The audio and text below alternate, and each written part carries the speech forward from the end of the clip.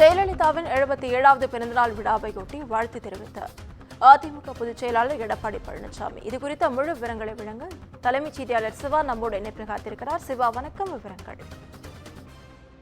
நவீனா, அதிமுகவினுடைய முன்னாள் பொதுச் செயலாளர், தமிழ்நாட்டினுடைய முன்னாள் முதலமைச்சர் ஜெயலலிதா அவர்களுடைய 77வது பிறந்த நாள் இந்த தினம் கொண்டாடப்பட இருக்கக்கூடிய நிலையில அதிமுகவினுடைய பொதுச் செயலாளர் எடப்பாடி பழனிசாமி இது தொடர்பாக தன்னுடைய எக்ஸ் பக்கத்தின் வாயிலாக தன்னுடைய வாழ்த்து செய்தியை பதிவு செய்திருக்கிறார். அது வாழ்த்து செய்தி மட்டுமில்லாமல் எதிர்வரக்கூடிய தேர்தலில் வெற்றி கூட்டணியை அதிமுக தலைமையில் அமைத்து வியக்கத்தக்க வெற்றிகளை பெறப்போகிறோம் என்ற ஒரு கருத்தையும் அவர் தன்னுடைய பதிவில் குறிப்பிட்டிருக்கிறார்.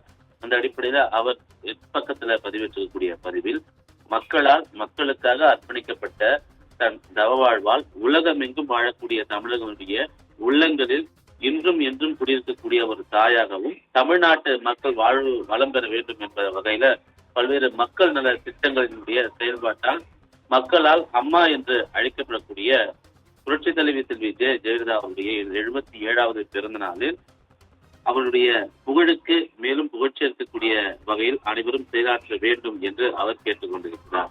அவர் தெரிவித்திருந்த அந்த கருத்துப்படி தனக்கு பின்னாலும் இன்னும் எத்தனை நூற்றாண்டுகள் ஆனாலும் அஇஅதிமுக என்ற இயக்கம் மக்களுக்காகவே இயங்கும் என்று அவர் சூளுரைத்தபடியே அதிமுகவினுடைய கொள்கை பிரகடனத்தினை செயல்படுத்த அனைவரும் உறுதியேற்க வேண்டும் என்று அதிமுக பொதுச் செயலாளர் எடப்பாடி பழனிசாமி கேட்டுக்கொண்டிருக்கிறார்.